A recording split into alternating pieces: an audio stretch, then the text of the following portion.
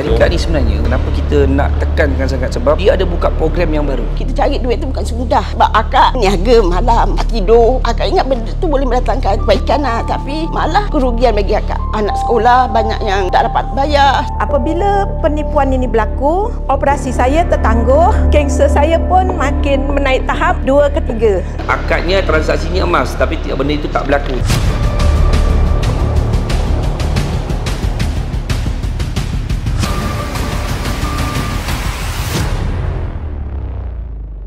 Assalamualaikum.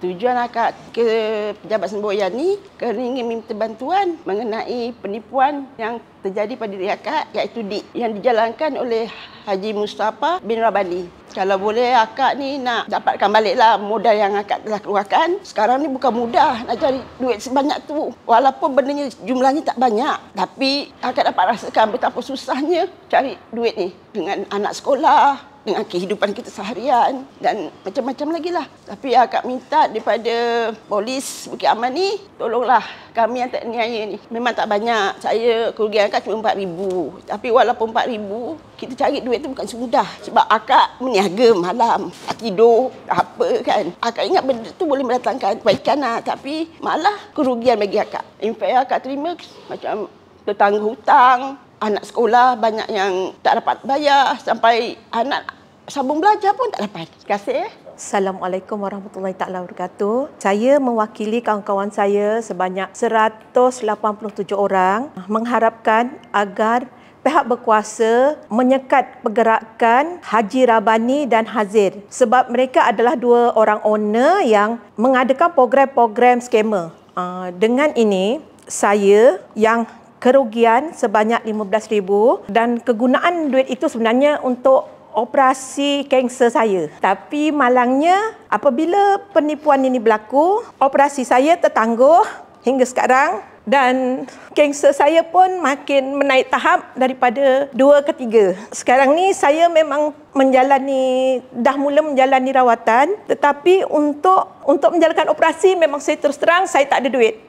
Saya kanser rahim tahap 2 masuk 3 sekarang ni. Waktu berlakunya kejadian ni, saya punya tahap ni saya 2. Kos yang saya perlukan setiap bulan RM2,000. Itu wajib untuk diri saya sendirilah. Itu belum keperluan saya dan anak-anak lagi. Saya memang mengumpulkan duit ni daripada mula, tetapi bila diberi peluang untuk melabur dan mendapatkan pulangan yang lebih besar, saya laburkan duit tu agar saya dapat menjalankan operasi lebih cepat. Tetapi malangnya duit itu hilang begitu saja. Dan dua orang owner iaitu Haji Mustafa dan Hazir tidak dapat memenuhi kehendak kami dan menghilangkan diri. Dengan ini saya meminta pihak Semboyan untuk menolong kami, dan kawan-kawan saya juga mengharapkan agar perkara ini dibawa ke tengah dan dapat menangkaplah dua orang owner ni dan memberhentikan pergerakan perjalanan skema ni. Saya berharap agar pihak polis segera mengambil tindakan kepada dua orang ini dan membawa perkara ini secepat mungkin ke pihak lagi atasan. Okey, terima kasih. Assalamualaikum. Okey, saya daripada Batu Pahat. Okey, saya hadir ke Semboyan Malaysia untuk menuntut hak daripada isteri saya sendiri dan rakan-rakan saya yang telah ditipu oleh salah sebuah syarikat iaitu DET, Dinar Emas Edaran Trading, yang dijalankan oleh founder dia Tuan Haji Mustafa bin Rabani dan juga Azir bin Abu Samah. Dekat sini saya nak tegaskan kepada pihak PDRM, Polis Diraja Malaysia, untuk ambil tindakan terhadap kedua-dua orang ni lah. Dia adalah skamer dekat Malaysia ni yang saya tahulah. Dia memang selepas program ni dia akan lahirkan program lain dan berterusan. Banyak dah yang berlaku. Macam saya sendiri dan sahabat saya ada seorang sahabat, saya pun menyertai program DET dan sehingga dia orang tak dapat duit, sehingga ada yang meninggal dunia kerana sebab terkejut sebabkan duit dia orang tak dapat.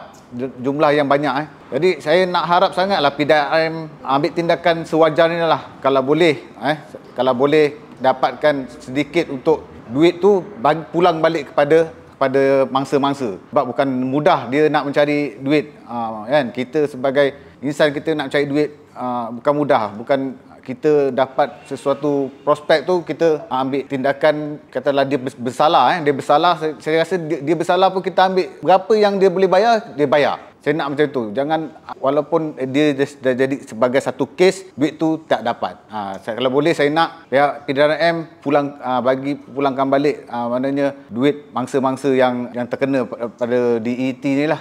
Itu je yang saya nak harapkan lah. So, saya ke depan ni pun, sebab saya melihat sahabat saya sendiri pun dah meninggal, rakan-rakan lain pun kecewa lah kan dengan sikap mereka-mereka yang menjanjikan bulan dan bintang ni kan. Asal cakap ada kedai apa semua, sebenarnya hanya ilusi je, tak ada apa-apa kan, hanya sistem je, tak ada perniagaan langsung pun yang dijalankan. Jadi kat situ kita rasa keraguan lah terhadap dia orang ni. Rupanya dia orang buat money game. So money game ni untuk sekejap je lah, dia nak collection duit orang untuk kesenangan diri dia sendiri. Saya harap sangat kepada PDRM untuk ambil tindakan terhadap dua orang ni, walaupun harta benda disita pun tak apalah, untuk membayar balik duit-duit orang ni. Itu sajalah kongsian saya.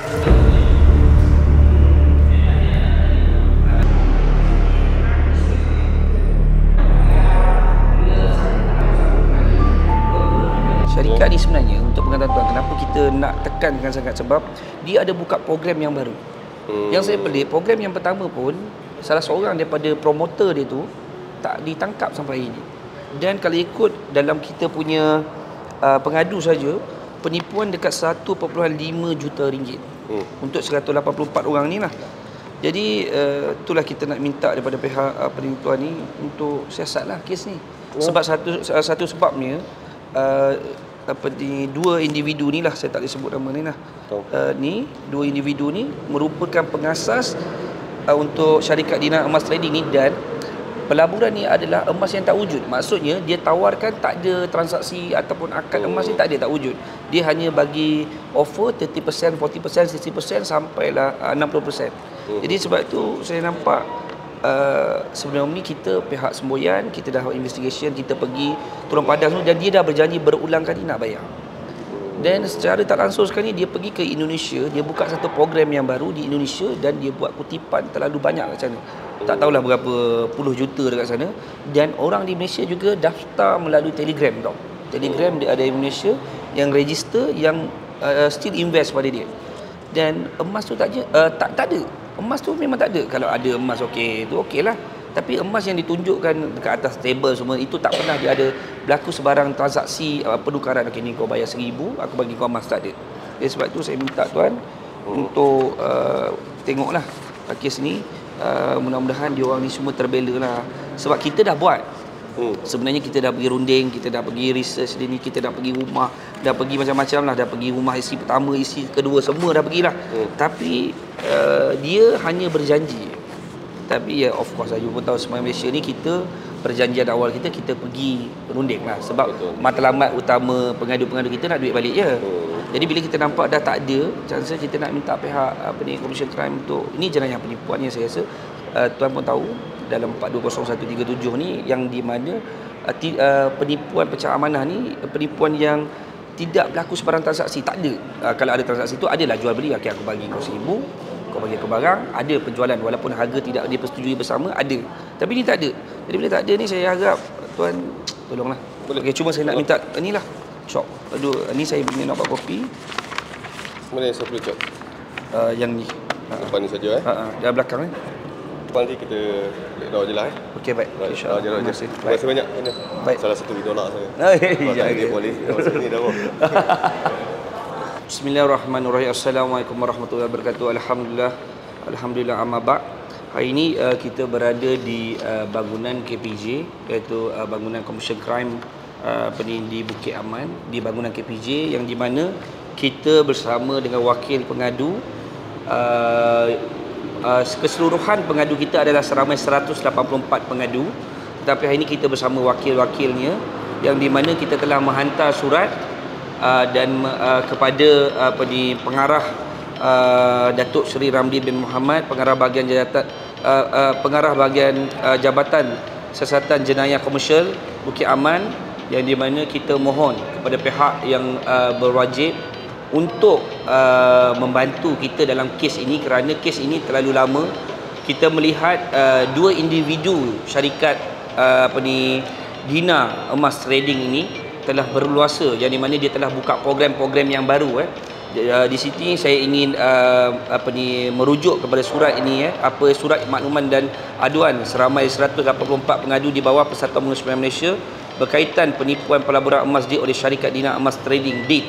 Kami merujuk pada perkara di atas di mana kami mewakili 184 pengadu yang telah datang dan mengadu kepada pihak semboyan berkaitan dengan kes yang membabitkan pelaburan emas di bawah syarikat Dina Emas Trading DIT. Yang kedua adalah dimaklumkan bahawa Persatuan Pengguna Semboyan Malaysia sedang mengendalikan kes penipuan membabitkan pelaburan emas yang didalangi oleh syarikat Dina Emas Trading yang mana menawarkan pulangan modal bersama-sama keuntungan dividen dalam tempoh yang diberikan, yang mana terdapat beberapa individu di belakang syarikat ini sebagai mastermind. Isu ini bermula apabila pengadu ini melalui syarikat DIT ini telah diperkenalkan dengan seorang individu sebelum pengadu mengelabur dengan cara mendaftar dan mengaktifkan akaun pengadu terlebih dahulu.